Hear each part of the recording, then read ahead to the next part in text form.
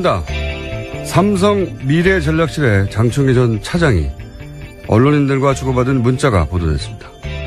문화일보 한인사는 액수를 구체적으로 거론하며 광고 협찬을 읍소합니다. 서울경제 출신의 한 언론인은 사회이사 자리를 청탁하죠. 연합뉴스 관계자는 이건희 회장의 성매매 보도를 자신들은 자제하겠다며 묻지도 않은 보도 통제를 먼저 자청합니다.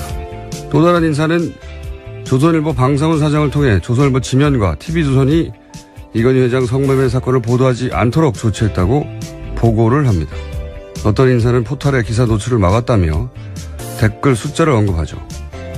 매일경제 한 기자는 매경이 어떻게 해야 삼성 면세점 사업을 도울 수 있는지 구체적으로 알려달라고 구걸을 합니다. 이렇게 언론인들이 삼성에게 각종 청탁과 충성을 맹세하며 해야 할 보도를 하지 않거나 하지 말아야 할 보도를 해서 삼성으로부터 받은 반대 부분은 뭘까요? 돈이죠. 삼성이 자규를 줍니까? 불치병을 고쳐줍니까? 자식을 점지해줍니까? 결국 돈입니다. 이들 문자의 공통점은 망설임이나 부끄러움이 없다는 겁니다. 인정하는 거죠. 돈 많은 네가 갑이라고. 돈이 물론 중요한데 그보다 중요한 사회적 보편 가치가 적어도 몇 개는 있어야 하는 거 아닙니까? 그래서 먹고 살자고 몰래 이런 짓을 하긴 해도 최소한 스스로 민망해 하기는 해야 하는 거 아닙니까? 안 그러면 그게 노예 사회지 뭡니까? 김원준 생각이었습니다.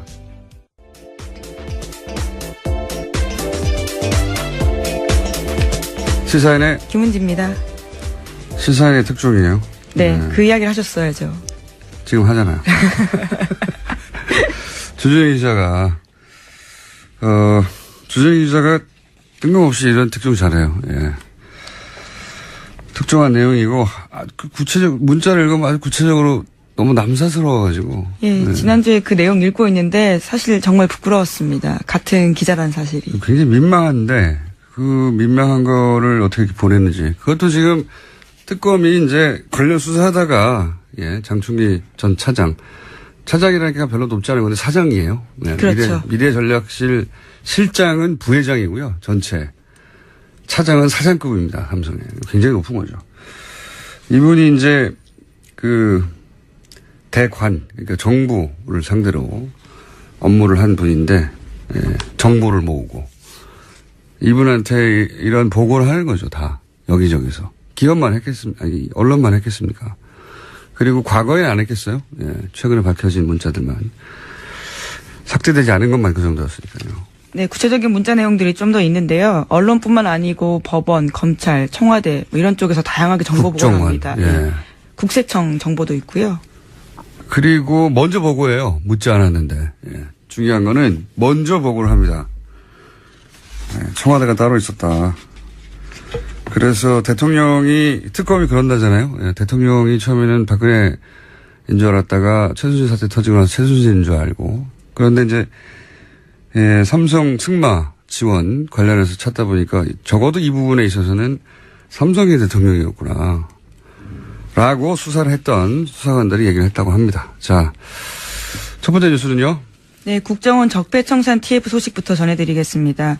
일명 원세훈 녹취록이 복원되면서요. 국정원의 노골적인 선거 개입 드러나고 있습니다. 네. 국정원이 후보를 뽑고 검증해라 뭐 이런 얘기 있었다. 그렇죠. 네. 지방선거에서 국정원 지부가 후보 검증하고 교통정리해라 이런 내용들이 있었다고 전해드린 바 있는데요. 네. 이와 관련해서 국정원개혁위원회가 적폐청산 TF에다가 삭제에 관한 국정원 직원 명단과 구체적인 범죄 혐의점을 확인해서 보고하라고 지시했다고 합니다.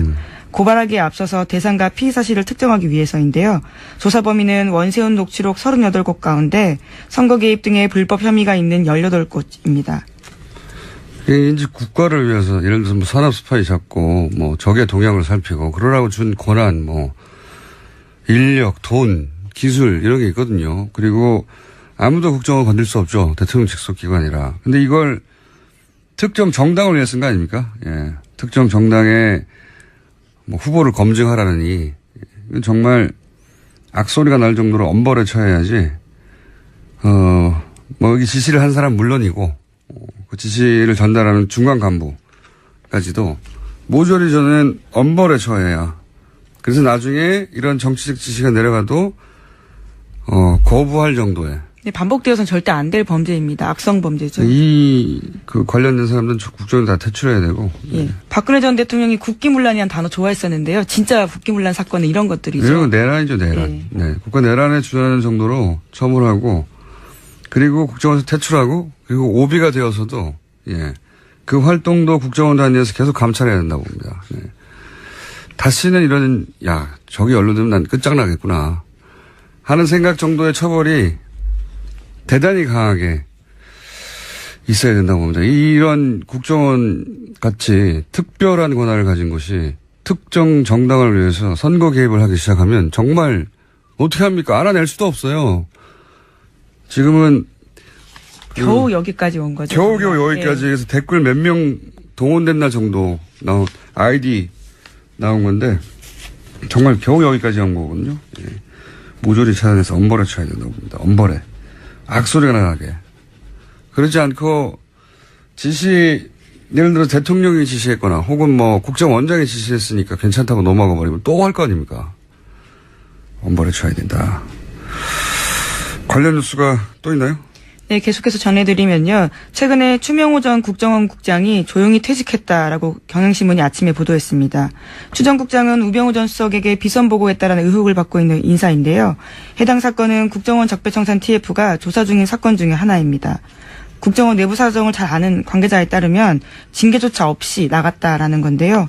국정원은 지난해 11월부터 관련 의혹이 불거지자 추 당시 국장에 대해서 감찰 조사 벌인 적이 있습니다.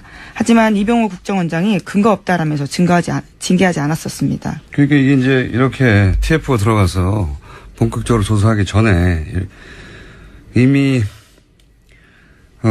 퇴직을 한 거죠. 퇴직을 한 건데 이분 같은 경우에는 이제 군인 출신이란 말이죠. 육사 출신이고 알자회라고 알고 지내자. 예, 사조직이죠. 군대 내 사조직이라고 유명합니다. 근데 이분의 누나가 최순실 씨와 친분이 있다고 그렇게 알려졌었고, 그래서 우병우 전 수석과 비선 라인을 구축해서, 각종 정보를 주고받았다. 해서 사실은 핵심 인물 중에 하나로 지목받던 분인데 그냥 조용히 평화롭게 아무런 징계 없이 퇴직을 했다는 거죠. 예. 네, 게다가 2011년에 박원순 제안 문건이라고 해서 그것을 실제 썼다라는 의혹을 가지고 있는 사람입니다. 문건을 저도 봤는데요. 거기에 추 국장 이름이 그대로 쓰여 있거든요.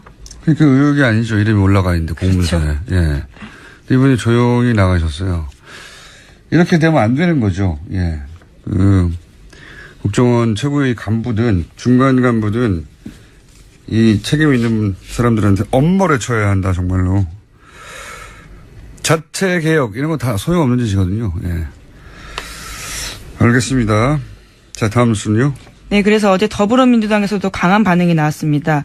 우원식 원내대표는 이명박 정부 시절 국정원 댓글 부대를 나치의 정치 공작에 비유했는데요. 이명박 정부 당시 국정원을 독일 나치의 비밀 경찰인 게슈타포, 또 원세훈 전 원장을 나치 선동가인 괴벨스에 빗대어 비판했습니다. 그러면서 원세훈 전 원장은 이명박 전 대통령의 최측근이었다면서 국정원 대선 개입 배후로 이명박 전 대통령을 겨냥했습니다. 최측근 맞죠? 서울시장 시절부터 같이 활동했고. 그러니까 이제 이 댓글 공작에 대통령이 관여했느냐 이런 걸 따지는 거죠. 그것까지는 뭐 수사기관이 밝힐 얘기인데 제가 한 가지 확실하게 말씀드릴 수 있는 건 이명박 전 대통령이 댓글에 무척 관심이 많았어요. 이런 댓글 부대가 탄생하기 전에 이명박 정부 초기입니다. 청와대에 입성했던 인사로부터 제가 한 쿠션 받아서 직접 들은 이야기입니다. 그 행정관 사무실 있잖아요. 그런데 대통령이 내려와가지고 이 기사 댓글이 왜 있느냐고. 그리고 여기 댓글을 왜 안 다냐고. 제가 직접 들은 얘기예요. 9년 전에. 예. 정권 초기에. 저는 그렇게 본인이 관련된 기사에 달린 댓글들을 보고 청와대 그 행정관 사무실까지 와가지고 댓글 가지고 뭐라고 한 대통령의 댓글에 대한 관심이 결국 댓글 부대 탄생의 배경이었다라고 저는 생각합니다. 실제 기사의 댓글을 직접 달라고 닥달을 그 행정관 사무실의 책상 뒤에 와서 그렇게 세밀한 지시까지 했다는 말씀이신 거죠? 그건 제가 직접 들은 얘기예요. 초창기. 9년 전에. 그게 댓글 부대에 이어질 줄은 그때는 몰랐지만. 댓글에 관심이 많았다. 이건 확실합니다. 네. 댓글에 관심 많은 것과 범죄 사실은 또 다른 문제인데요. 별개의 그것까지 문제죠. 예, 갖다라면 정말 큰 문제죠. 별개의 문제인데 댓글에 관심이 많았다는 건 자기 기사를 안 읽는 사람도 있잖아요. 대통령이 그것까지 챙기겠느냐 싶은데 정권 측에 아주 열심히 챙겼다는 얘기는 제가 직접 들은 바가 있습니다. 다음 뉴스는요. 네, 앞서 오프닝에서 말씀하신 뉴스 전해드리겠습니다. 특검이 장충기 전 사장 미래전략실 전 차장의 문자 메시지 일부를 공개했는데요. 시사인에서 공개됐습니다. 언론사 전현직 간부들이 각종 청탁을 하면서 우호적인 기사를 약속한 정황이 담겨 있는데요. 문화일보 편집국장 같은 경우에는 지난해 8월 달에 관련된 협찬액을 부탁을 하면서요. 앞으로 좋은 기사, 좋은 지면으로 보답하겠다라고 보냈습니다. 또 매일경제 기자 같은 경우에는요. 어떻게 하면 삼성의 면세점 사업을 도와줄 수 있는지 구체적으로 알려줬으면 좋겠다라고 했고요. 이게 정말 이게 웃긴 거죠. 예. 존경 없는 실차장님이라고 시작하는 문자입니다. 언론사 기사를 쓰고 기업이 항의할 수 있어요. 그럼 거기에 대해서 무마를 시도할 수도 있고. 근데 그게 아니고 어떤 기사를 써야 될지 해당 기업이 알려달라는 거잖아요. 네, 구체적으로 더 알려달라라는 거죠. 네, 재밌습니다. 이렇게 돌아가고 있었습니다. 우리나라가. 다음 주는요. 네, 관련해서 계속해서 또 삼성 쪽 이야기들이 나오고 있는데요. 삼성그룹 미래전략실이 백혈병 피해자들을 대리하는 변호사까지 관리했다라는 보도입니다. 이게 왜 의미 있는 기사냐면요. 삼성과 싸우는 측의 변호인이에요. 그 변호인을 삼성이 관리했다는 겁니다. 예, 삼성이 삼성을 대리하는 변호인들에 대해서 잘해주었다. 아무 기사도 아니잖아요. 그게 아니고 삼성의 백혈병 피해자들이 변호인을 고용했어요. 그런데 서로 싸우는 상대잖아요. 근데 그 변호인을 따로 관리하는 겁니다. 예, 그 대리하는 박아무개 변호사에게 고가의 공연 티켓을 여러 차례 보냈다라는 건데요. 장충기 전 차장의 문자 메시지를 보면 해당 박 변호사가 이렇게 문자를 보냅니다. 사장님이 계속 보내주시는 예술의 전당 등 티켓을 잘 받아서 문화생활을 풍성하게 하고 있다. 이렇게 내용을 보냈는데요. 그 문화생활을 풍성하게 하고 있다까지 문자를 할 수 있어요. 예, 보내줬으니까. 네. 뿐만 아니라 사장님이 관심 가져주는 덕분에 삼성 백혈병 옴부즈만 위원회는 예방 대책을 위해 정상적인 경로를 잘 찾아가고 있다. 라면서 자신도 상임 고문의 자리에서 나름의 역할을 하고 있다라고 이야기합니다.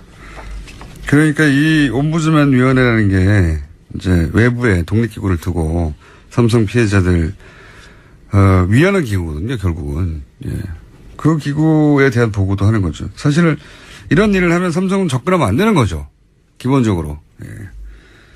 근데 그 생각해 보시면 삼성은 변호사들 참 좋아해요. 예전에 국정원의 기조실장과 장충기 전 차장이 감사원 사무총장 인사를 놓고 그 마음에 안 들다 그 사람 바꿔라 이런 문자 주고받았던 거. 네, 전화 통화했었습니다. 네, 그때는요. 보도한 적이 있는데 예, 저희가 다룬 적이 있는데 그때 결국 그 감사원 사무총장 자리에 앉힌 사람이 삼성을 대리하던 변호사였어요. 예, 이건희 회장 변호사였죠. 이완수 변호사라고요. 사무총장 실제로 됐습니다. 네. 법조인들을 기본적으로 관리를 타이트하게 하는 것 같습니다. 판사 출신도 그렇고 검사 출신도 그렇고 변호사도 그렇고 어쨌든 삼성과 싸우는 곳에 그런 사람들을 대리하는 변호인들도 다 관리한다 이겁니다. 자, 또 있습니까? 네, 뿐만 아니라 장충기 전 차장 문자 메시지 보면요. 대학 총장, 교수, 언론인들이 다양하게 공연 티켓 고맙다라 문자 메시지 보내는데요. 세심한 배려에 감사한다. 수준 높은 공연 관람할 기회 줘서 고맙다. 이렇게 문자 보낸다고 합니다. 뿐만 아니라 꽃바구니와 와인 잘 받았다면서 집사람이 아주 감격했다라는 문자 메시지를 보낸 고위 기업도 있었습니다. 뭘 그렇게 감격까지 했겠어요. 그렇게 실제로 문자를 보냈습니다. 문자를 보냈겠지만 그리고 대학 총장도 등장하고 교수도 등장하고 언론도 등장하고 기업인도 등장하고 뭐 어디 총장입니다. 이런 것도 등장하고 문자가 가관입니다. 그러니까 관리하지 않은 영역이 있었나 싶고요. 삼성이 차후에 삼성의 이익과 관련될 가능성이 조금이라도 있으면 다 관리했던 것 같고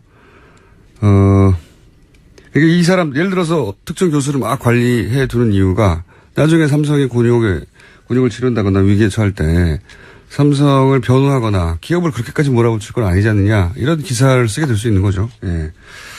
그래서 관리를 했다. 저한테는 왜 안 보내는지 모르겠어요.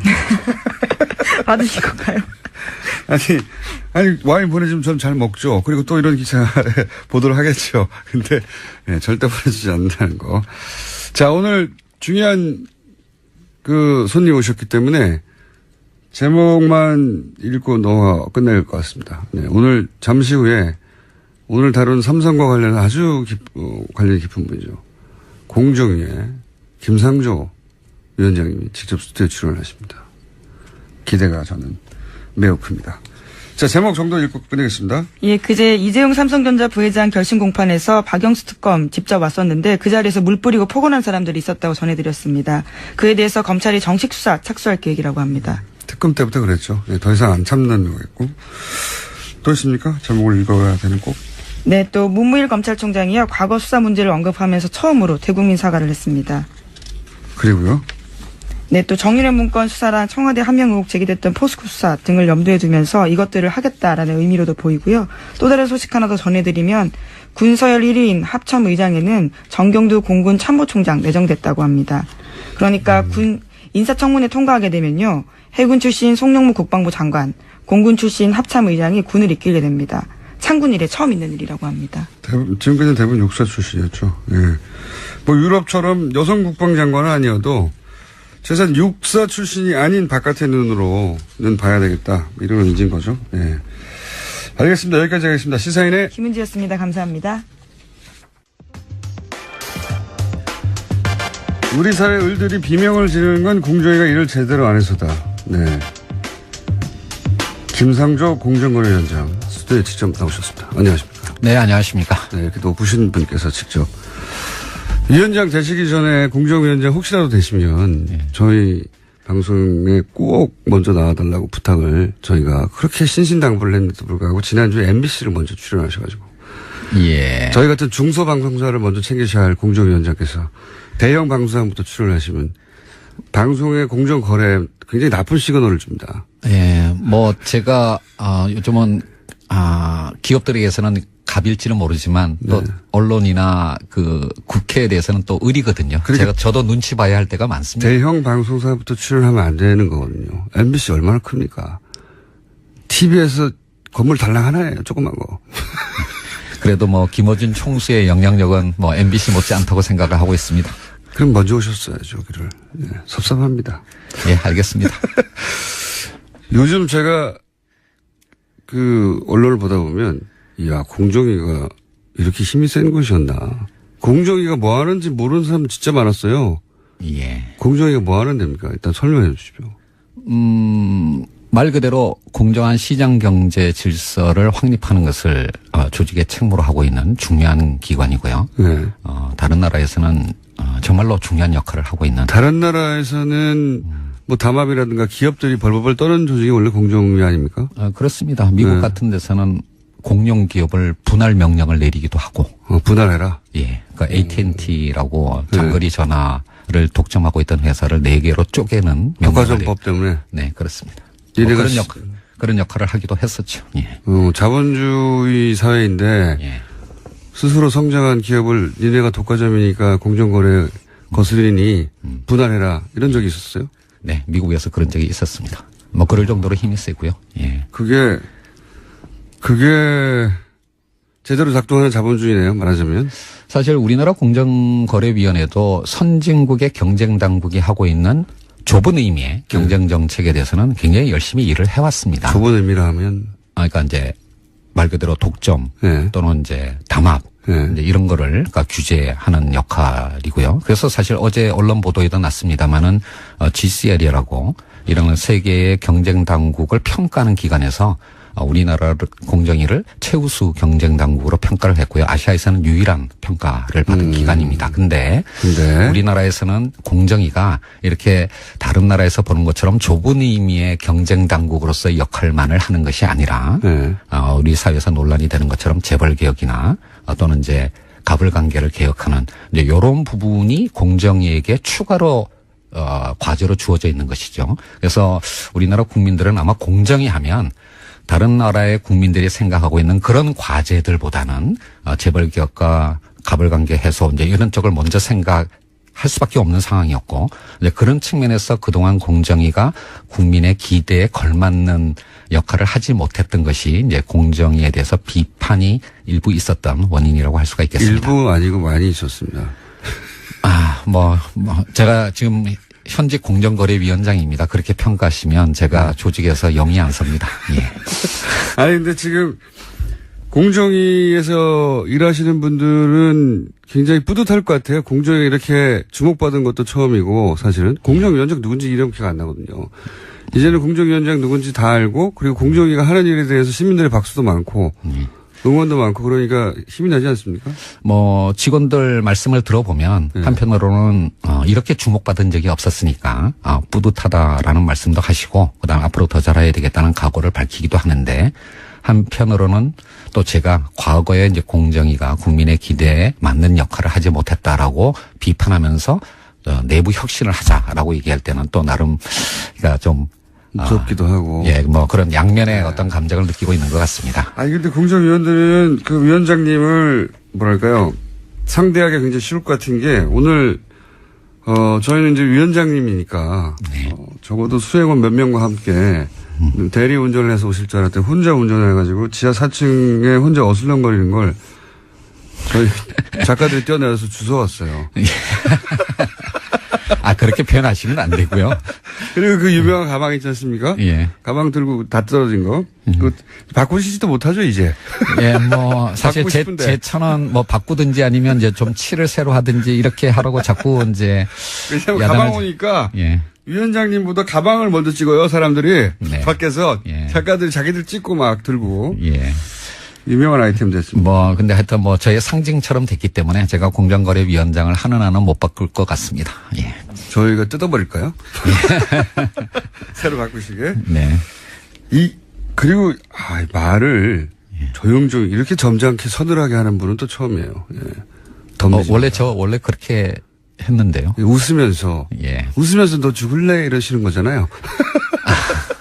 그렇지가 않습니다. 또 한편으로는 요즘 김상조가 너무 말랑말랑해졌다는 얘기도 많이 듣고 있죠. 예. 그건 아마도 말랑말랑해졌다기보다는 맨 처음에 재벌개혁을 시도할 줄 알았더니 그거는 시간을 좀 준다고 하고 프랜차이즈부터 시작하셨잖아요, 사실상. 그래서 이건 역시 재벌은 어려운 건가? 말랑말랑한 건가 생각하시는 것 같은데 그 이유를 좀 설명해 주세요. 왜 프랜차이즈부터 첫 번째 공정위의 프로젝트가 된 건지. 사실은 굉장히 어려운 문제고 개혁의 전략과도 관련된 것인데요. 크게 보면 두 가지 접근 방법이 있을 수가 있습니다.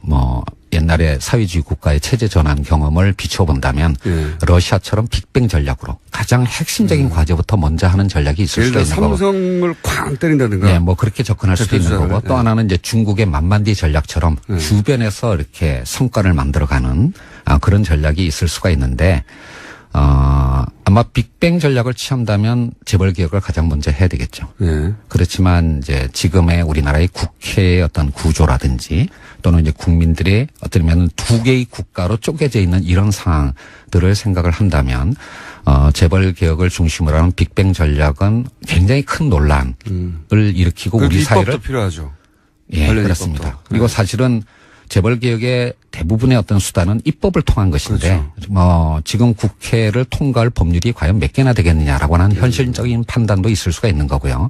그래서 이제 저 개인적으로는 모든 국민들이 찬성할 수 있는, 공감할 수 있는 그런 개혁과제, 즉 우리 사회의 을의 눈물을 닦아준다라고 하는 그런 일상생활에서의 어떤 불공정 문제를 먼저 접근함으로써 개혁의 성과를 만들어내고 이것이 후퇴하지 않을 전진을 만들어내는 길이다라고 하는 공감을 만들어내는 전략으로 가는 것이 보다 현명할 수 있다라고 생각을 합니다. 그런 의미에서 본다면 제가 좀 더 신중한 전략을 택한 것이지 개혁의 의지가 후퇴한 것은 아니라고 말씀드릴 수가 있겠습니다. 개혁의 의지를 의심하면서 도전하지 말라고. 네. 예. 그거는 조금, 좀 과한 표현이긴 했었는데요. 좀 더 정확하게 말씀드리면 새 정부 또는 공정거래위원회의 개혁의 의지를 의심하지 말고 그 의지에 도전하지 말라라는 의미였는데 말이 잘못 나가서 공권력에 도전하지 말라라고 표현하게 됐습니다. 도전하면 어떻게 됩니까? 지금 공정거래위원회 등 정부가 갖고 있는 행정부서가 갖고 있는 공권력을 엄정하게 행사할 겁니다. 정동원에서. 네. 그리고 사실은 개혁을 완성. 아무 표정도 없이 이렇게. 개혁을 완성하기 위해서는 새로운 법과 제도를 만들어야 되지만 현행 법률의 엄정한 집행만으로도 할 수 있는 것들이 굉장히 많습니다. 그 점을 잊지 마시기 바랍니다. 아니, 이게 이렇게 점잖게 서늘하게 까불면 죽는다는 말을 하시는 분은 처음 봤어요. 도전하지 마라. 아닙니까? 도전하지 마라. 그 청문회. 예. 청문회를 처음 당해보신 거잖아요. 당연히 그렇습니다. 네. 시민단체에서는 보통, 재벌들을 청문하는 거죠. 사회적으로. 예, 사실 작년 말에, 국정농단 청문회 때 제가 진술인으로도 나갔었죠. 그러니까요. 예. 반대편에만 서 계시다가. 예. 청문을 당해보셨잖아요. 그렇습니다. 기분이 어떠시던가요? 어느 의원님께서 이런 말씀을 하시더라고요. 정치인은 선거를 한번 치르면 겸손해지고 공직자는 청문회를 한번 경험하면 겸손해진다라고 네. 하던데요. 정말 많은 겸손을 배우게 됐습니다. 공정위원장이 되고 싶어서. 아닙니다.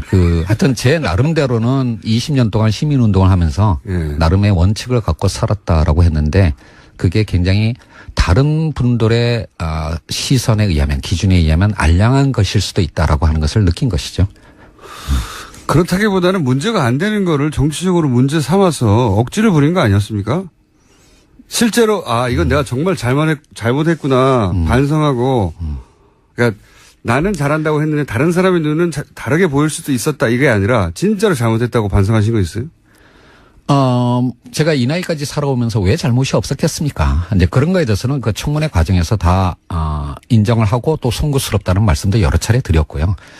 그렇지만 이제 솔직히 말씀드리면. 네, 솔직히 말씀해 주세요. 예.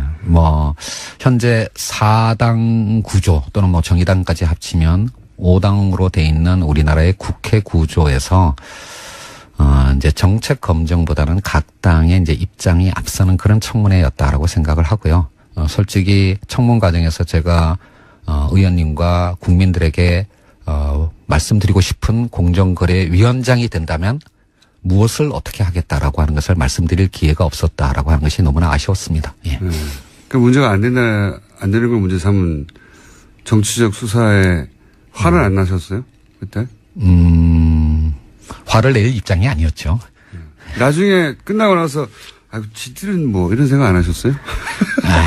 자꾸 그렇게 유도하니까 질문하지 마십시오. 그러니까 조금 있다가 이제 국회 가야 됩니다. 왜냐하면 심지어 부적격 후보였고, 네. 부적격 후보였어요. 기억하시는지 모르겠는데, 네네. 예. 청문 보고서 채택을 거부했습니다. 이 사람은 예. 절대 안 된다고. 네. 절대 안 되는 분으로 지목당하신 거죠 그때. 예. 몇몇 장관 후보자들이 비슷한 상황에 있었고요. 아마 제가 사실은 좀 섭섭함을 느끼는 부분이 있다면, 네. 국회보다는 오히려 대통령한테 섭섭함을 느끼고 왜요? 있어요. 왜요?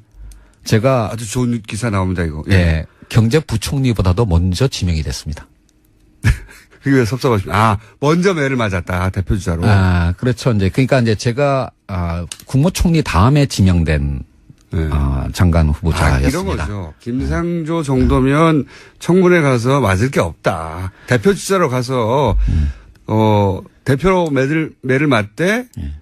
김상조 위원장 정도면 쉽게 통과하겠지 하면서 대표 선수로 내보낸 거죠. 검증 과정에서 사실은 몇 가지가 제가 인정한 것도 있었고요. 사실은. 그런데 이제 대통령께서는 새 정부의 개혁의 상징으로서 아마 공정거래위원장으로 저를 이제 지명하신 것 같은데. 왜 섭섭하십니까, 그게? 이제 그러다 보니까 집중 포화를 받게 된 것이죠. 그러니까요. 쌤통이네요.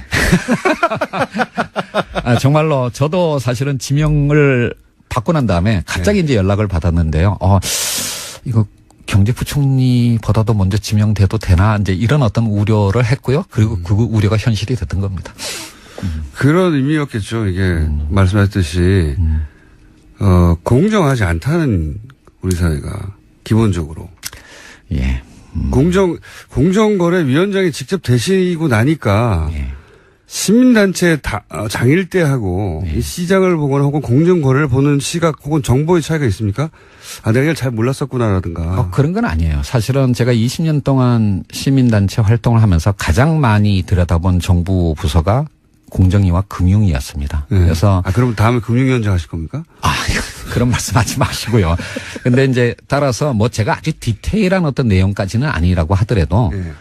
공정위가 하는 중요한 업무들에 대해서는 사실은 대부분은 알고 있었고요. 그리고 실제로 그것의 역사, 20년의 역사도 대부분 알고 있었기 때문에 이거는 나도 몰랐다라고 하는 그런 거는 그렇게 많지는 않았습니다. 그래서 지금까지는 적어도 좀 익숙한 어떤 일을 하고 있다라는 느낌을 갖고 있고요.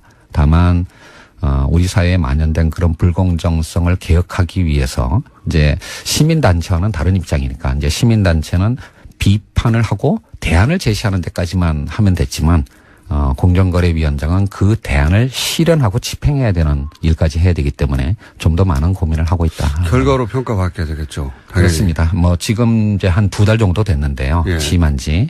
근데 지금까지는 이제 목소리만으로도 평가를 받을 수 있었지만 이제 지금부터는 성과를 내야 됩니다. 예. 그 예측 가능한 재벌 개혁이라는 표현을 쓰셨어요. 예. 그러니까 빅뱅처럼 누가 뭘 어떻게 하는지 모르게 갑자기 예. 뒤통수 때리듯이 빵 하지 않고 예. 예측 가능한 재벌 개혁이라고 말씀하셨는데 이게 어떤 의미입니까? 사람들은 이제 물론 프랜차이즈 문제도 당연히 관심이 있습니다. 왜냐하면 프랜차이즈 사장 정도 되면 을이 아니라 병 정도 되거든요, 사실은. 예, 맞습니다. 예. 그 위에 대기업이 있고 그다음에 프랜차이즈가 있고 그다음에 자기들은 병 정도 된다라고 생각하잖아요. 그래서 을병 관계 정도를 지금 정리하시고 있는 거잖아요. 말하자면. 그렇죠. 이제 갑에 해당하는 재벌 개혁에 대해서 제가 일반 국민들이 저에 대해서 갖고 있는 상식과는 다른 어떤 말을 하고 행보를 보이고 있는 이유가 있습니다. 그래서 사실은, 말랑말랑하다고 지금 예, 그렇죠. 예. 사실은 한 10년 전부터 그러니까 2008년 크라이시스가 터질 때부터 사실은 글로도 이제 여러 차례 표현을 했는 크라이시스요? 위기요? 위기. 네. 네, 죄송합니다. 2008년 글로벌 금융 위기 이후부터 제가 글로도 많이 썼던 건데요. 흔히 우리나라의 재벌하면 30개 그룹을 얘기를 합니다. 예. 하지만 그 재벌 내에서도 양극화가 진행이 되었고요. 사실 재벌 내에서도 양극화가 있어요? 예, 30대 재벌 자산의 절반을 4대 그룹이 차지합니다. 상위.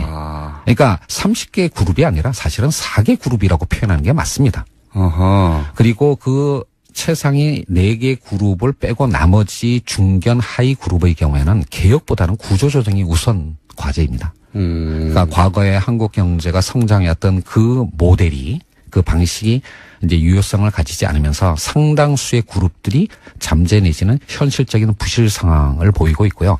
이런 4대 그룹 이후 4대 그룹에 안 들어가는 우리가 흔히 재벌이라고 부르는 것들은 상황이 그렇게 좋지는 않나 보네요. 예, 굉장히 좋지 않습니다. 그 4대 그룹 이하만 따진다면 3개 중에 하나는 진지한 구조조정.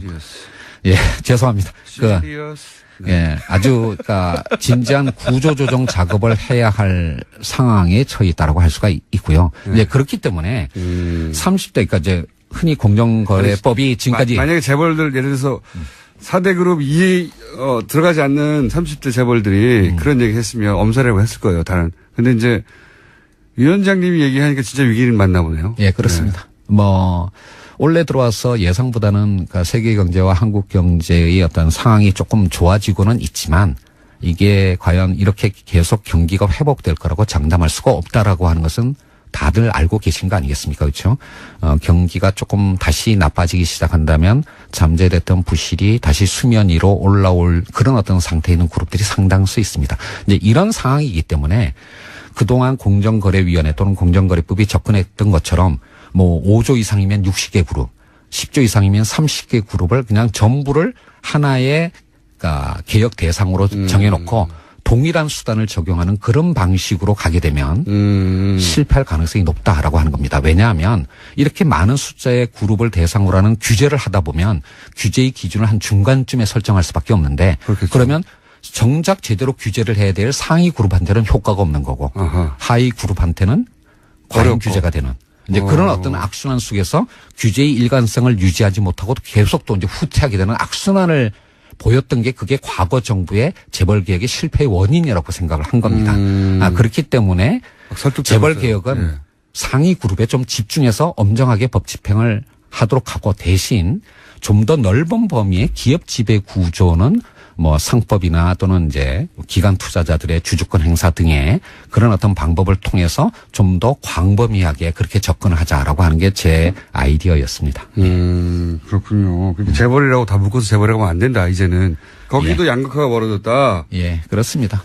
단순한 대중소기업 간의 양극화뿐만 아니라 재벌 그룹들도 이제는 같은 재벌이 아니라고 보시면 됩니다.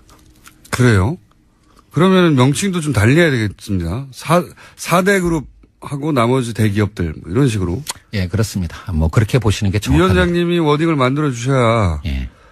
그러니까 예를 하나 들어보면요. 네. 사실 우리의 재벌 규제 정책과 비슷한 어떤 수단을 갖고 있는 유일한 나라가 사실은 일본입니다. 예. 일본이 이제 정책의 대상으로 하는 그룹 재벌을 몇 개를 지정했는지 아십니까? 딱 6개밖에 안 됩니다. 아하. 재벌이 6개밖에 없다. 예. 그러니까 이제 일본의 공정거래법에 예. 해당하는 법률에서 이렇게 강하게 규제를 하는 그룹으로 지정했던 게 6개밖에 안 됐거든요. 그러니까 100대 그룹 뭐 100대 재벌 이런 식으로 얘기하면 안 되겠군요, 이제는. 그러니까 이제 일본 경제 또는 일본 기업이 한국보다 얼마나 크다는 거는 다들 아실 테니까 그런 거에 비해서 본다면 사실은 이런 경제력 집중 억제와 같은 그런 강한 규제는 좀 더 좁은 범위를 설정해서 엄정하게 집행하는 것이 성공의 방법이라고 저는 생각을 합니다. 설득되고 있어요. 제가 잘 모르는 분야이기 때문에 그런 건지. 예, 뭐 제가 총수님을 설득할 수 있으면 뭐 비교적 잘하고 있는 거라고 생각을 합니다. 설득되고 있습니다. 그리고 하림그룹. 예. 닭고기 생산 1위 업체죠. 예. 하림그룹을 사실상 첫 뭐랄까요. 대상으로 해서 조사에 들어가셨잖아요. 왜 여기가 중요합니까? 사실은 이것도 많은 분들이 오해하시는 건데요. 네. 사실 공정거래위원회가 올해 초에 업무 계획으로 예. 45개 민간 재벌측가 총수가 있는 저 같은, 예, 45개 그룹을 대상으로 서면 실태 조사를 이미 했습니다. 그러니까 새 정부가 출범하기도 전에. 이미. 예, 그래서 이제 제가 취임할 즈음에 그 서면 실태 조사가 대충 마무리된 결과는 상황이었고요. 그래서 저는 운이 좋았던 거죠. 그 결과를 받아서 일감 몰아주기의 혐의가 좀 강하게 나타나는, 지금 왜냐하면 서면 조사만으로는 현실을 알기는 어려우니까 이제 현장 조사를 나가야 되지 않겠습니까? 이제 그런 현장 조사를 나갈 수 있는 서면 조사 결과가 제가 딱 취임하면서 제 손에 쥐어진 겁니다. 그래서 이제 대상이 되는 그룹들이 이제 뭐 여러 개가 있었는데요. 뭐 그 중에서 지금 몇 개의 그룹을 조사할 예정이다 또는 조사하고 있다 이런 말씀은 절대 드릴 수가 없습니다. 예, 이런 개별 기업에 대한 조사는 언제까지나 확인도 부인하지 않는 그런 입장을 갖고 있는데요. 뭐 하림의 경우에는 이미 언론 보도가 된 상황이고 뭐 일감 몰아주기 부분과 함께 일감 몰아주기가 왜 나쁜지 좀 설명해 주십시오. 이거는 이제 재벌의 어떤 부와 경영권의 승계와 관련된 문제인데요. 뭐 다들 아시는 것처럼 옛날에는 그냥 공익재단을 이용하기도 하고 물타기 증자를 하는 게 1세대 방식이었습니다. 그러다가 이제 요즘 논란이 되는 이재용 부회장 등등의 뭐 전환사채라든지 뭐 같은 이제 주식과 연계되는 회사채를 이용하는 그런 방식이 2단계였고 일감 몰아주기가 이제 부의 편법 승계의 3단계쯤 해당하는 어떤 방식이라고 할 수가 있는데요. 왜 그렇습니까? 그러니까 이제 그룹이다 보니까 그러니까 그룹 계열사의 물량만으로도 상당한 정도의 일감을 마련할 수 있는 그런 사업들이 꽤 있습니다. 가장 대표적인 것이 물류라든지 아니면 계열사들의 전산 관리 이런 것들은 뭐 수십 개의 계열사가 있는 그룹 정도라면 그룹 계열사의 물량만으로도 충분한 정도의 회사 경영이 가능하지 않겠습니까? 그런 회사가 있는 것은 당연한 건데 그 회사의 주식을 총수 일가가 가능합니다. 그래서 계열사의 물량을 몰아줌으로써 거기서부터 발생하는 어떤 수익을 계열사가 아니라 또는 계열사의 주주들이 아니라 총수 일가가 가져간다라는 것이 이제 일감 몰아주기의 본질인데요. 이것이 가지는 의미는 두 가지입니다. 첫 번째는 부와 경영권의 편법 승계의 씨앗이 된다라고 하는 것도 문제이지만 그 돈으로 또 자기 주식을 늘릴 수 있으니까요. 그리고 이제 대를 이어서 승계를 하는 문제가 있는 거예요. 그런데 두 번째 보다 심각한 문제가 있습니다. 바로 이런 일감 몰아주기가 주로 이루어지는 영역이 작은 어떤 중소기업들이나 영세 자영업자들이 밀집되어 있는 영역이에요. 그게 어떤 의미죠? 그러니까 골목 상권 문제, 그러니까 대형마트 또는 물류 또는 그러니까 건물 관리 또는 이제 그 전산 관리 이제 이런 쪽이 사실은 중소기업들이나 자영업자들이 해야 할 영역인데 여기에 이제 총수 일가가 주식을 갖고 있는 회사가 뚝 들어가 버리면 거기가 완전히 생태계가 황폐해지는 겁니다. 예를 들면 한때 뭐 90년대까지만 하더라도 우리나라 대학의 전산학과가 공대에서는 가장 인기 학과였습니다. 예, 지금은 예. 가장 인기가 없는 학과가 됐습니다. 왜냐하면 전산학과를 졸업해봐야 재벌 계열사의 하청업체의 직원밖에 비정규직 직원밖에 안 된다는 걸 이미 알게 된 것이죠. 이런 식으로 했기 때문에 인터넷 강국인 한국이 제대로 된 전산관리 회사가 하나도 존재하지 않게 된 것입니다. 다 구멍가게 역할밖에 안 되니까요. 아, 이렇게 쉽게 설명하시지. 그래서 그 일감 몰아주기는 단순히 부와 경영권의 편법 승계를 차단한다는 의미뿐만 아니라 이른바 우리나라 기업의 생태계를 복원한다. 그래서 중소기업이 대기업으로 큰 그룹으로 성장할 수 있는 이 기업의 성장 사다리를 복원한다라는 의미에서 보다 중요한 과제라고 할 수가 있겠습니다. 그래서 사실 재벌 개혁 중에서 뭐 이런 어떤 그러니까 뭐 순환 출자 문제나 금산 분리 문제도 물론 중요한 거지만 제가 또는 공정거래위원회가 단기적으로 집중하는 게 바로 일감 몰아주기 규제에 대한 엄정한 법 집행을 강조하는 이유가 여기 있습니다. 그런 거군요. 저는 그냥 대기업끼리 자기들 일감 몰아주는 거가 불공정할 수는 있지만 시장에서 뭐 그렇게까지 큰 문제인가 최우선인가 했더니 실제로는 서민들로부터 돈을 뽑아내서 재벌 3세들이 자기 경영권을 확보하는 구조를 만들어낸 거네요. 뭐 MRO라는 예를 하나 들어보면 될 것 같은데요. 뭐 큰 그룹 몇만 명, 몇십만 명이 일하는 그룹이니까 거기서 사용하는 사무 용기가 얼마나 많겠습니까? 네. 뭐 볼펜 이런 것들이요. 근데 그런 것들을 옛날에는 주변에 문방구에서 직접 샀습니다. 근데 그거를 이제 조달하는 계열사를 하나 세운 거예요. 그러니까 주변에 문방구가 문방구들이 다 사라지는 거죠. 다 망하는 거죠.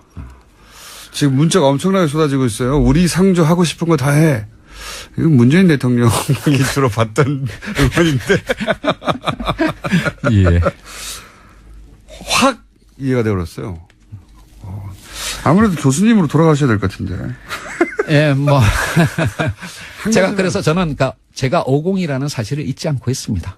그러니까 뭐 정년할 때까지 공무원을 할 생각은 없습니다. 그러면 혹시 이건 곁가지 질문인데 위원장님 다음에 예. 다른 공직도 하실 생각이 있어요? 아, 그런 그러니까 내일을 알 수 없는 사회에 살고 있는 것이 대한민국입니다. 아, 뭐 그런 말씀 하지 하실 수 마시고. 있다는 얘기. 상황이 되면 하실 수도 있다는 이런 아니요. 출마 선언 아닙니까 이건? 저를 죽이시는 발언이고요. 저는 솔직히 말해서 지금의 제 목표는 공정거래위원장 임기 3년을 채우는 겁니다. 아, 공정거래위원장이 임기를 다 못한 적이 있습니까? 예, 그렇습니다. 아마 지금까지 공정거래위원장 중에서 임기 3년을 채우지 못하신 분들이 훨씬 많습니다. 한 가지만 더 이 시간이 이렇게 빨리 가나, 이거. 다음에 한 번 더 나와주세요. 저희가 1시간 뽑아놓을 테니까. 그러니까 공정하게 다른 방송사를 다 돈 다음에 오겠습니다. 다 돈 다음에 다시 시작하는 첫 번째 방송은 저희 방송을 해주시는 것으로. 뭐 그것까진 예, 그래요. 그거는 약속드리겠습니다. 예. 좋습니다. 아마 근데 다 돌려면은 제 임기 3년을 다 지나갈 겁니다. 다시는 안 나오신다는 거 아닙니까? 저희가 그러면 글로 갈 수도 있어요. 바쁘시면. 네, 알겠습니다. 출장 인터뷰. 이번에 마지막 질문인데요. 사실 더 할 게 많은데 시간이 없어요. 이걸 바로 질문을 드려야겠네요. 2분 내에 답변해 주십시오. 네. 이재용 삼성 부회장 재판에 증인으로 수사하셨습니까? 네. 물론 이제 공직자시니까 그리고 재판부가 판단할 일이니까 네. 다른 말씀하실 수 없더라도 이재용 부회장이 여기서 무죄를 받을 수도 있지 않습니까? 재판부의 판단으로. 그렇습니다. 예. 핵심적인 어떤 혐의인 뇌물죄에 관해서는 결과를 정당하기 어렵습니다. 보시기엔 어떻습니까? 아마 지난번에 여기 출연했을 때 제가 말했던 것 같은데요. 반반이라고 생각합니다. 아직. 즉 가능성은 반반인데 예. 그거는 사법부가 판단하겠죠. 그 사법부의 판단에 대한 가능성이 아니라 보시기에 죄가 있다고 보십니까?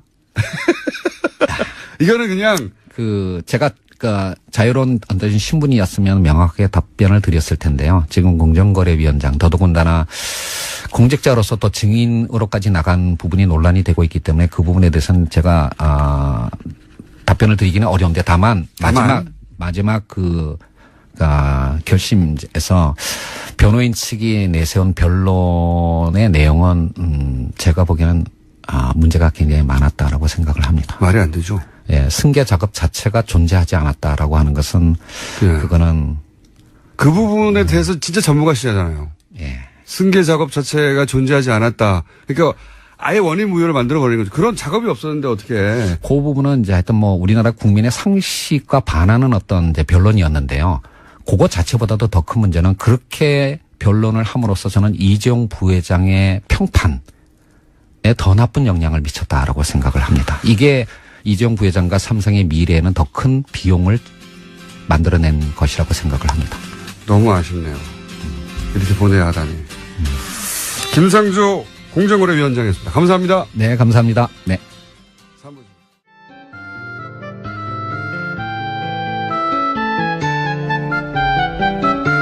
핫한 코너죠. 네. 노르가즈. 휴가에서 돌아오셨습니다. 노회찬 원내대표 나오셨습니다. 안녕하십니까. 네, 안녕하세요. 네. 휴가를 가셔가지고 문자가 많이 왔었어요. 내놓으라고. 자, 저희가 다시 내놓습니다. 가신 사이에 많은 일들이 벌어졌습니다. 예. 그중에서 가장 핫한 것은 두진우 기자 특종인데 문자 장충기 예. 미전실 차장, 사장급이죠. 예. 차장의 문자가 이제 몇 가지 공개됐는데 대단합니다. 보셨죠? 예. 대단합니다. 거기 보면은 국정원과도 주고받은 게 많고, 그리고 뭐, 예를 들어서 청와대 인사들 혹은 검찰 인사, 청와대 비서실장 인사, 민정수석 인사, 그리고 메르스 때문에 한참 난리 났잖아요. 네. 네, 메르스 관련해가지고 뭐 협의를 한다든가 아니면은 수험번호 보내면서 우리 수험번호를 구체적으로 보내면서 자식 좀 뽑아달라거나 아니면, 자녀가 지금 어디 가고 싶은데 거기 보내달라거나. 예. 굉장히 구체적이에요. 그리고 아니면은 뭐 이런 것도 있습니다. 뭐, 기사를 어떻게 쓰면 좋을까요? 이런 거. 그 언론사가 왜 그걸 물어봐요? 대단하지 않습니까? 좀 대단해요. 야, 우리가 흔히 하던 말로 삼성공화국이라고 말했었는데 그 실체 일부가 뭐 검찰총장 인사도 검찰총장이 직접 임채진 전 검찰총장이 자식이 어디로 가도록 도와달라. 야, 이거 대단하지 않습니까? 그렇죠. 뭐 밤의 대통령이었죠. 지금 보면은 낮에도 대통령이었던 것 같아요. 이 문자들 중에 혹시 특별히 감동적이었던 문자는 없어요? 예, 저는 특히 뭐 다른 또도 다 문제지만은 언론사에서 네, 맞습니다. 개인적인 청탁을 하고 그것을 지면으로 보답하겠다라는 거는 네. 사익을 취한 대가를 갖다가 이 공론회장을 왜곡시켜서 갚겠다는 뜻 아닙니까? 이거야말로 언론으로서는 배신이죠. 배신이죠. 독자에 대한 배신이죠. 독자에 대한 배신이고 그 문자들도 아주 구체적입니다. 그리고 대부분 존경한다, 뭐 별거 없으시냐, 늘 감사한다, 충성을 맹세합니다. 완전히. 거의 그 용어가 예. 그 언어가 지나간 시대, 우린 지나간 줄 알았던 시대, 예. 봉건 시대의 용어예요. 맞습니다. 예. 그러니까 아직까지 그 봉건 시대의 어떤 그런 가치관과 그런 문화 속에서 살고 있는 사람들이 많은 것 같아요. 뭐 본처 얘기하고 첩이 얘기하는 사람도 마찬가지고. 언론사 한 간부가 별거 없으신지요. 사회이사 한 자리 부탁드립니다. 그러니까 거의 그 길거리에서 한 푼 줍쇼. 예, 길거리에서 뭐 아니면은 그냥 예. 아빠 500원만 하는 아빠 500원만 5세 미만 아이들의 어떤 5세 미만 그런 칭얼거림 같은 거죠. 지금 뭐 초빙 교수로 소위를 하고 있는데 사회이사 한 자리 부탁드립니다. 이게 얼마나 다이렉트합니까? 사회이사 자리 부탁합니다. 이런 것도 제가 한번 읽어볼까요? 자식에 관련된 겁니다. 삼성전자 어떤 부분에 지원했는데 이름은 뭐고 수험번호는 뭐며 어디에 전자공학과를 졸업했는데 부모의 애끓는 마음을 가눌 길이 없어서 사장님의 하회와 같은 배려와 은혜를 간절히 악망하오니 거의 뭐 임금님에 대한 상소 올릴 때 쓰는 그런 표현들이죠. 그러니까요. 심기를 불편하게 해드리면서까지 폐를 끼쳐 드린 데 대해 용서를 빌며 하나님의 크신 은혜와 축복이 충만하기를 기도드리겠습니다. 이렇게 문자를 보내요. 만약에 들어줬다면 아마 그 다음 그 답변 문자가 아마 성은이 만극하옵나이다 이렇게 됐을 겁니다. 이게 영화에 나오는 게 아니라 실제 이런 문자를 언론사 간부들이 보낸 겁니다. 예. 그 중에 일부가 드러난 것이고 이 문자들은 좀 대단합니다. 읽다 보면 제가 몇 개만 읽었는데 정말 대단하거든요. 삼성에 관해서는 구원이 있으시지 않습니까? 뭐 구원 없습니다. 저는. 구원 없습니까? 예. 제가 삼성을 구원한 적도 없고 삼성을 구원한 적도 없어요.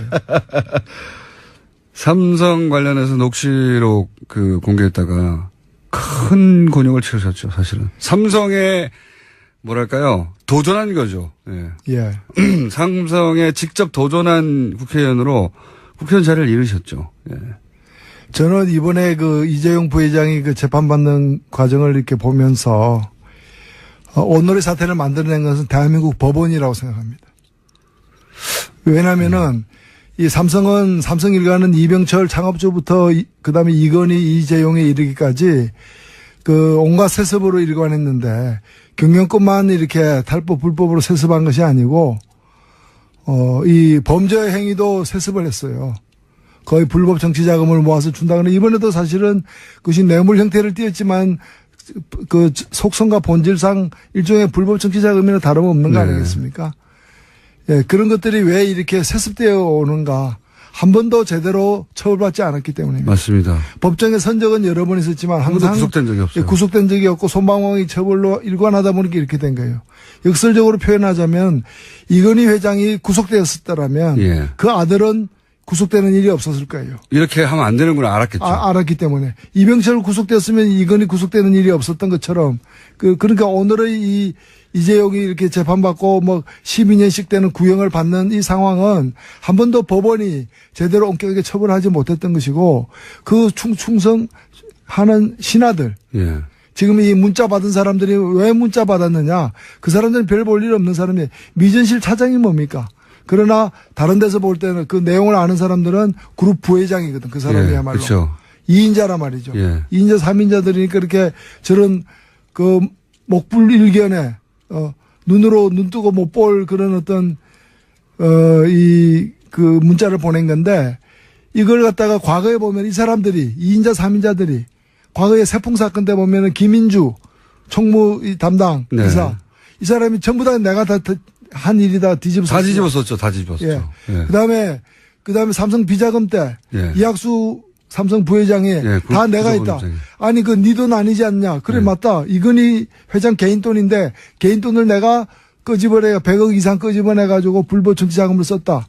이게 말이 됩니까? 말도 안 되죠. 사실 그렇게 따지면 예전 거슬러 올라와서 소위 이제 승계 작업의 첫 번째였던 에버랜드 사장들은 처벌을 받았거든요. 당시 똑같은 논리였어요.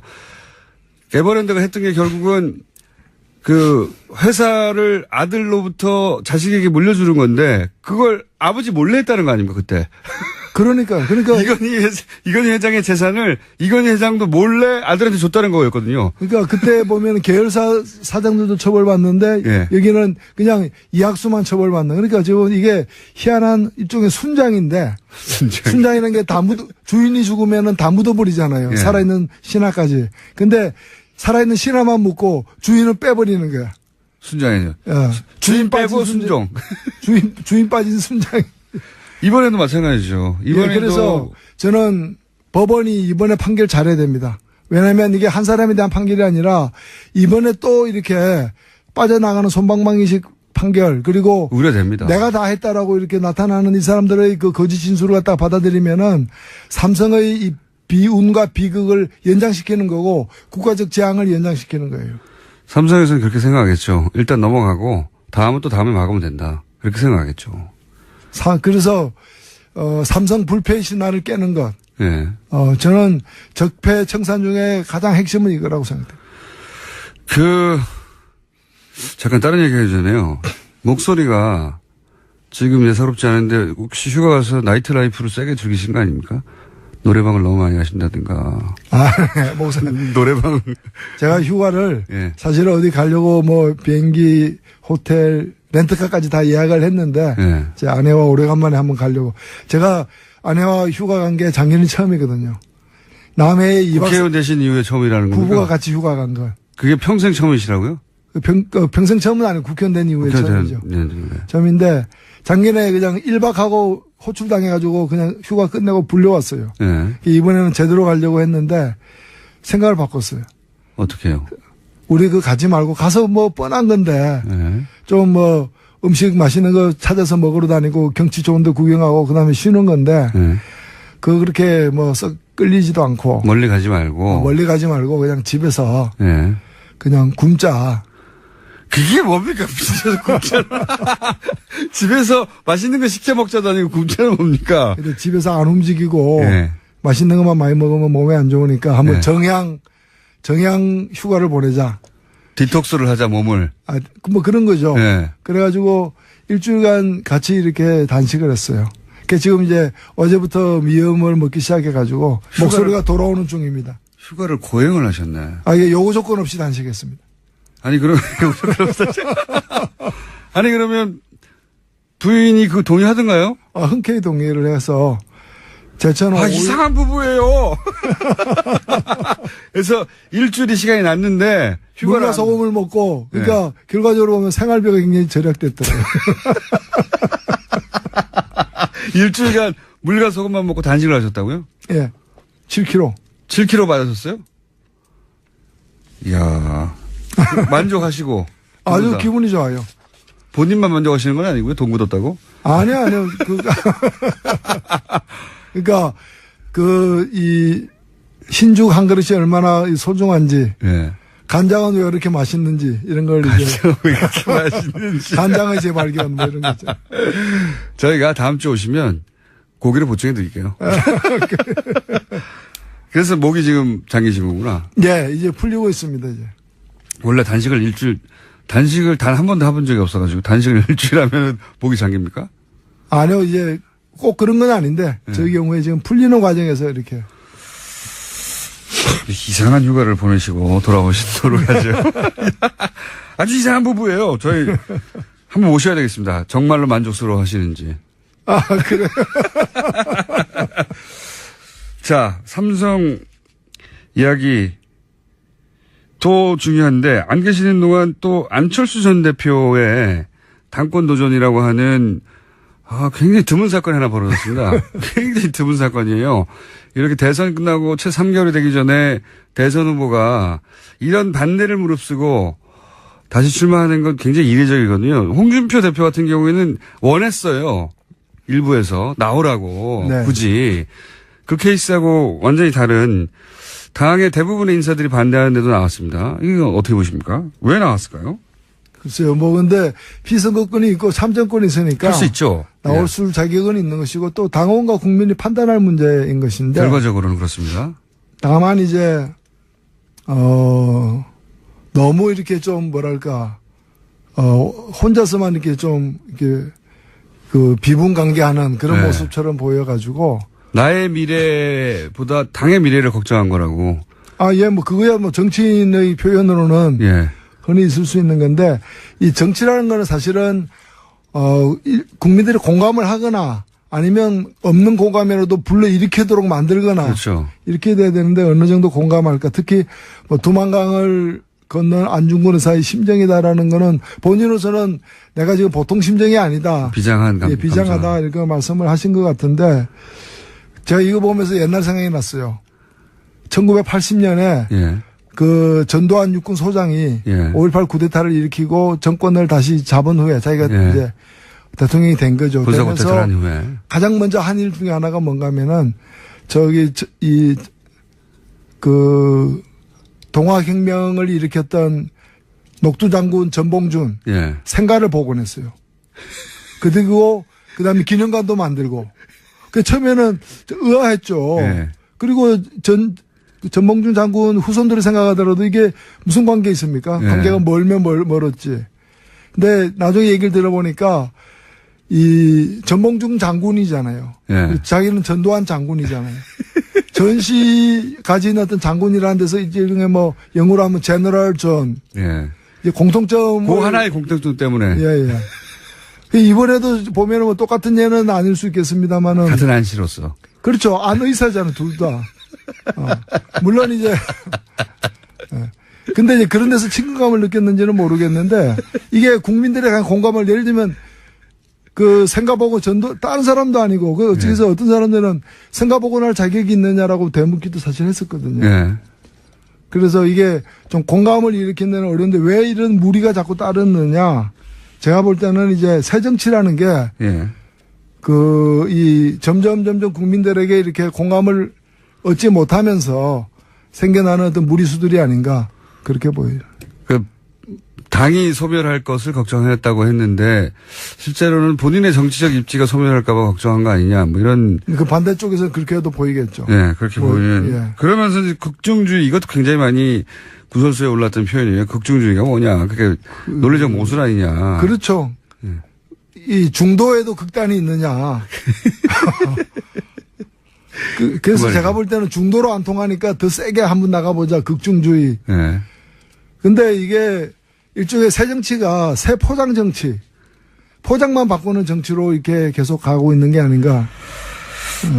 하여튼 예. 당 대표는 되겠죠? 어떻게 전망하십니까? 뭐 51% 정도가 되겠죠. 아, 넉넉하지는 않을 것이다 생각하시죠? 예, 거의 뭐 백중세라고 보여집니다. 만약에 당 대표가 못 된다면 그거가 오히려 굉장히 큰 타격 아니겠습니까? 엄청난. 글쎄요, 뭐 우리 국민들에게 그런 큰 타격이 있겠습니까? 본인에게 제 말은. 아, 본인에게. 본인에게. 안철수 대표 본인에게.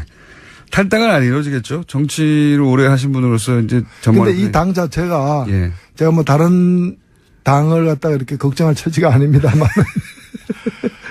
이 2017년에 그 대선을 위해서 만들어진 선거용 정당인 건 분명하지 않습니까? 그렇게 볼 수 있습니다. 그러니까 이제 선거에서 패배한 이후에 불안정할 수밖에 없는 것이고 결국에 유지되려면 선거용 정당으로 유지될 수밖에 없다고 봅니다. 왜냐하면 정책 이념에 같은 사람들이 모인 게 아니기 때문이죠.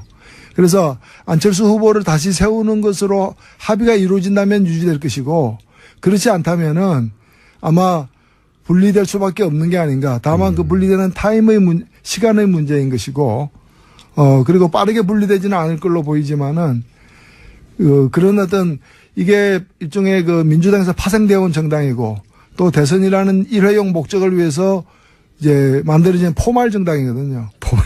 예. 그래서 파생 정당, 포말 정당의 이 귀결이라는 것은 예. 우리가 뭐 한국 정치사에서는 굉장히 이런 사례가 사실은 많습니다.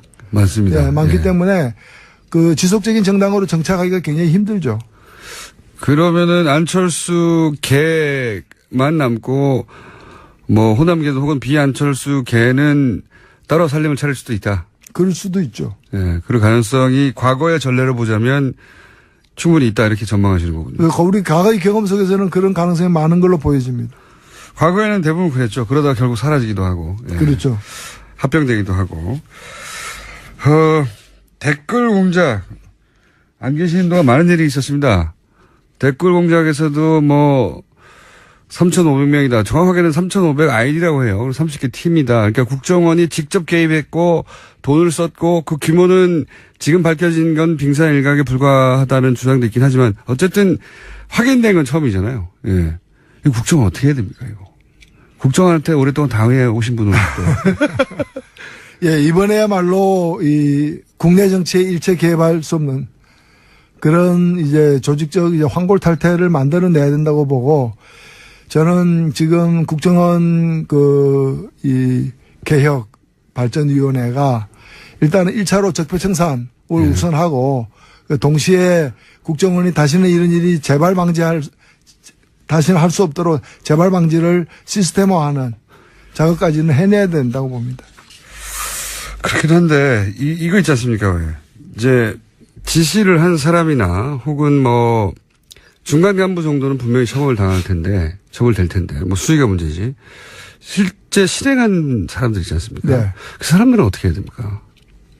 저는 그런 뭐 주동하지 않고 예. 그걸 주도하거나 주동적으로 나서지 않고 뭐 한 달에 300만 원 줄 테니까 이거 해라라는 식으로 해가지고 가담한 사람들 같은 경우에는 그 이제 민간인들 말고 제 말은 국정원 직원들 중에도 직접 저는 직원들 중에도 마찬가지로 거기서 그걸 거역하게 될 경우에는 바로 보복당하거나 이렇게 자기 생계 수단 자체를 잃게 되는 경우들이 대부분일 것이기 때문에 예. 하급 직원들 같은 경우에는 그러니까 지휘권 없는 예. 하급 직원들 같은 경우에는 좀 사면을 전제로 이 작업을 해야 된다고 저는 봅니다. 사실 국정원이 뭐 아까 뭐 직원 아닌 사람들까지 그도 많이 연루되긴 했는데 과거에 그 중앙정보부 시절에 예. 한창 우리나라 군사 독재가 이제 극성을 떨었을 경우에는 때는 국정원 망원 있죠. 예. 국정원에서 이제 망원이라고 부르는데 뭐 망원경 할 때 망원. 예. 그러니까 이제 자기들이 이제 심어놓은 이제 일종의 국정원의 첩자들이죠. 정보원들. 예. 정보원들이 예. 다 합해 한 20만 명까지도 이르렀어요. 20만 명이요. 예, 20만 명까지도. 어마어마한 거죠. 근데 이거는 어마어마하네요. 뭐 과거 뭐 동독이라거나 다른 나라들에서 흔히 보는 예들이죠. 예. 이렇게 철권 통치를 하는 경우에 이제 이런 일들이 비일비재했는데 지금은 그 정도까지 안 되지만 상당수 있으리라고 저는 보여집니다. 있겠죠, 당연히. 예. 하던 패턴인데. 그리고 하여튼 이번에는 이제 그 사이버 활동, 예. SNS를 포함해서 이제 온라인 활동을 하는 부대가 이제 지금 얘기되는 것만 해도 아까 3,000이라고 그랬지만 네네. 30개라고 하면 한 팀이 뭐 최소 인원이 2명이라 그러는데 예. 60명 이상이 되는 거고 그와 연관된 사람이 얼마나 많겠습니까? 하는 뭐 대대변경 정도는 될 수 있다고 보여지는데 그래서 이 부분에 관해서 제대로 이번에도 보면은 지금 어제분가요?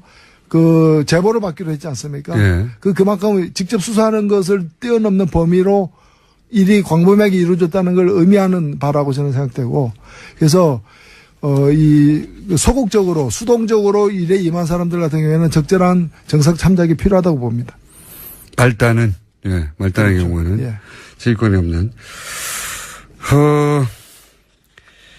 이 댓글 사건이 결국 이명박 전 대통령까지 갈까요?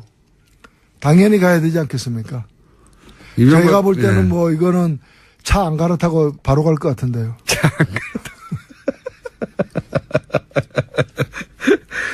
아니, 그러니까 이게 이제 정치 공세다. 대통령이 뭐 댓글 다는 걸 알았겠냐. 이렇게 주장하는 사람들도 있지 않습니까?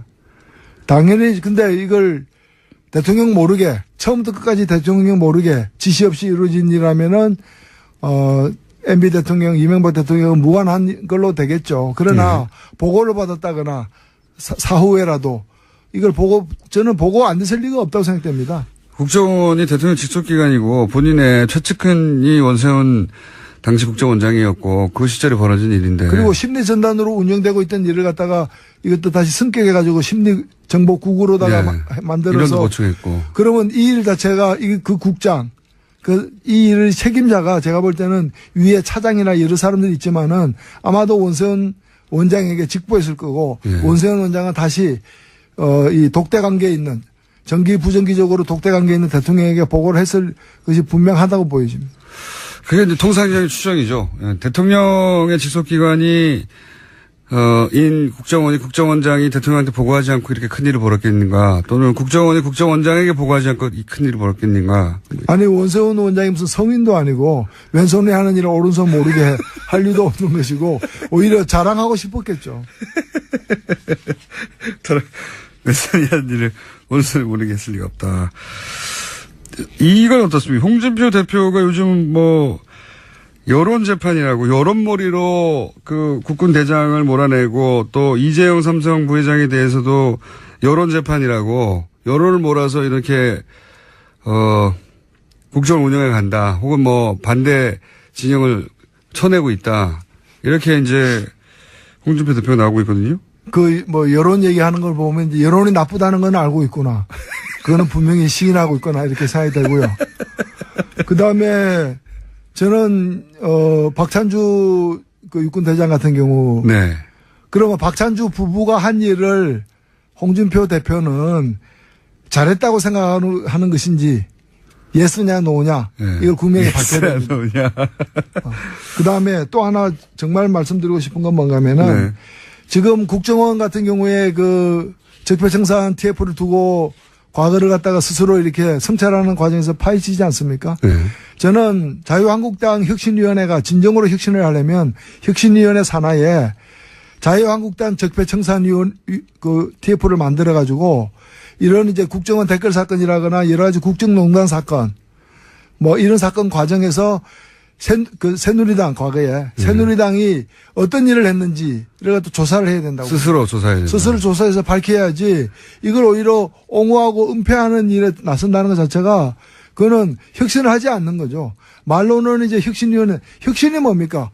피부를 벗기듯이 가죽을 벗기는 정도의 각오, 그러니까 소위 말하는 뼈를 깎는 각오로다가 임한다는데 지금 뼈를 갖고 있습니까? 살도 안 도려내고 있어요. 뭐 때도 안 밀고 있어요. 제가 볼 때는. 또 안 밀고 있어.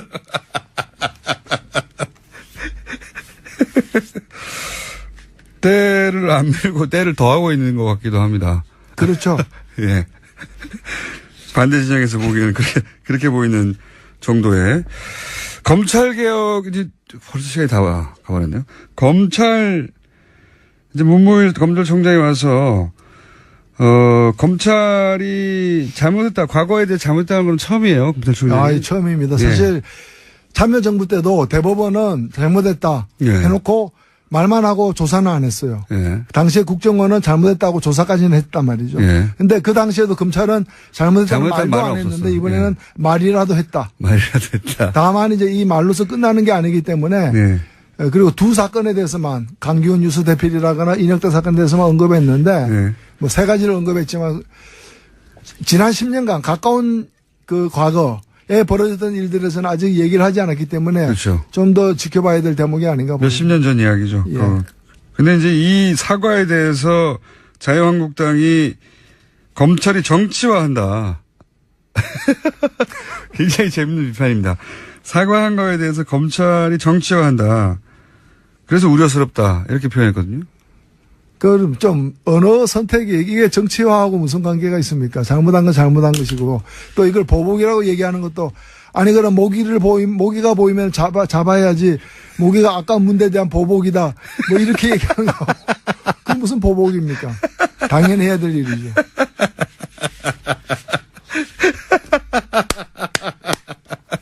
무기야 문제 모기한테 좀 미안한 감이 생기네. 자, 순식간에 또 시간이 지나가 버렸습니다. 이 노르가즘은 한 5분 하는 것 같아요. 하다 보면 20분이 지났는데 저희 코너 제일 긴 게 20분 정도 하는 거거든요. 아, 그렇습니까? 예, 20분이 순식간에 지나가 버렸는데 혹시 한 주 건너뛰고 오신 김에 정의당에 최근 이런 일이 있으니 정의당 이런 일을 좀 관심 가져달라 이런 거 없으십니까? 간만에 나오신 김에 정의당 자랑 좀 하시고 가시죠. 혹은 호소, 읍소 내지는 뭐. 아, 예. 아니 뭐 정의당은 뭐 남산에서 소나무처럼 변함없이 예, 열심히 활동을 하고 새 있습니다. 대표 체제 잘 굴러가고 있습니까? 아, 예, 뭐 잘 굴러가고 있습니다. 새 대표도 그렇고 또 대변인도 새로 또 이렇게 예. 우리 최석 대변이라고 젊은 또 남성이죠. 그래서 우리 또 추혜선 의원과 더불어서 이렇게 대변인으로서 역할을 또 많이 하고 있는데 한 가지 제가 당부드리고 싶은 건 뭔가 하면은 가장 큰 격려는 사실은 지지입니다. 아직 그렇죠. 선거는 아니지만 그래서 예. 투표하는 건 아니지만은 저희들 지지율을 조금만 더 높여주십시오. 조금만 좀 높여주셔가지고 저 적폐 정당들보다는 좀 앞서야 되지 않겠습니까? 그래서 좀 더 많은 지지를 부탁드려 저희들이 그에 부응하도록 할 수 있도록 예. 또 저희들이야말로 좀 뼈도 깎으면서 깎으실 뼈도 잘 없지 않습니까? 예? 아직은 많습니다. 저희들 통뼈입니다. 통표입니다. 자, 노회찬 원내대표가 돌아왔습니다. 예, 살까지 빼시고 일주일간 물과 소금만으로 연명하시다가 다음 주부터 이제 계속 나오십니다. 오늘 반가웠습니다. 지금까지 정의당의 노회찬 원내대표였습니다. 감사합니다. 네, 감사합니다. 불친절한 AS. 오늘은 김상조 공정위원장 출연으로 문자가 아주 쏟아졌습니다. 네. 갓상조라고 부르는군요. 갓상조. 예. 은혜롭고 감동적이었다는 문자가 많았고요. 목소리마저 공정하시네요. 네. 맨날 공장장에 새는 바람만 듣다가 인정. 네. 카랑카랑 조근조근 서늘한 바람 들으니 너무 상쾌합니다. 어준이 형 이건 1시간 뽑았어야죠. 그러고 싶었는데 너무 바쁘신 분이라 바로 이어서 또 일정이 있다고 해가지고 못 뽑았습니다. 우리 상조 가지 마요. 임기 3년 너무 짧아요. 예, 30년 해주세요. 그리고 오늘도 투톱. 예, 김상조 노회찬 투톱이다 보니까 서버가 다운됐습니다 오늘. 네. 너무 많은 분이 한꺼번에 접속하셔가지고 제가 이런 일이 있을 때마다 항상 말씀드리지 않습니까? 차근차근 접속하시라고. 한꺼번에 몰리면 어떡하냐고. 예. 다 여러분들 잘못이고요. 다운된 것은. 김상조 위원장의 인기가 좋은 줄 알았지만 이렇게 좋은 줄 몰랐습니다. 네. 엄청난 문자들 많이 왔네요. 갓상조. 귀에 쏙쏙 들어온다. 여기까지 하겠습니다.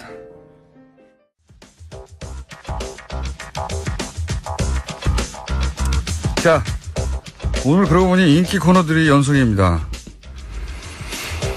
시사와 과학, 그리고 개그까지 욕심내다가 최근에 약간 망하고 있는 원정우 씨 나오셨습니다. 안녕하세요. 원정우입니다. 네.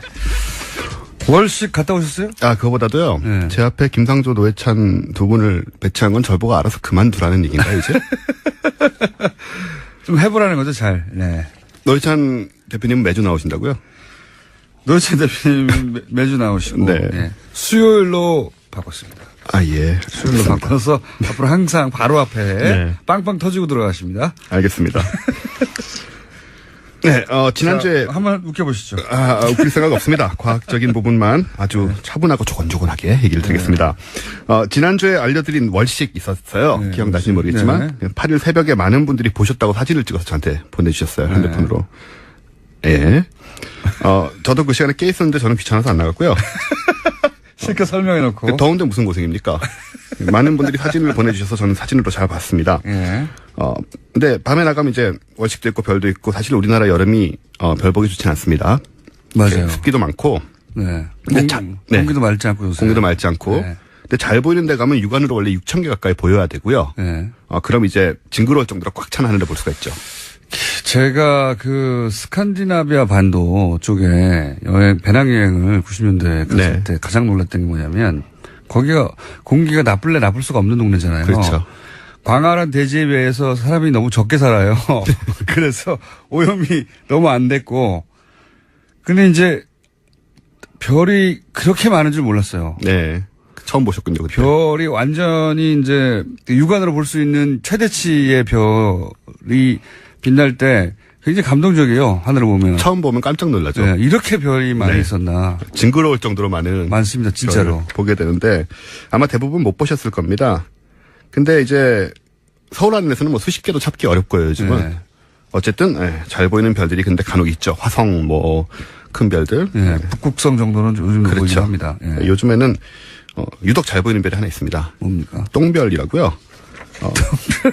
방송 부적격 공개인지 모르지만 뭐 그냥 말해버렸습니다 벌써. 네, 동별이라고 하죠. 예. 네. 네, 그래서 스타들을. 예, 그렇습니다. 특히 요즘 이제 아주 큰 똥별께서 좀 참고를 하고 계셔서 이 엽기적인 공간병 갑질 네. 보면서 갑질의 과학을 좀 알아보자.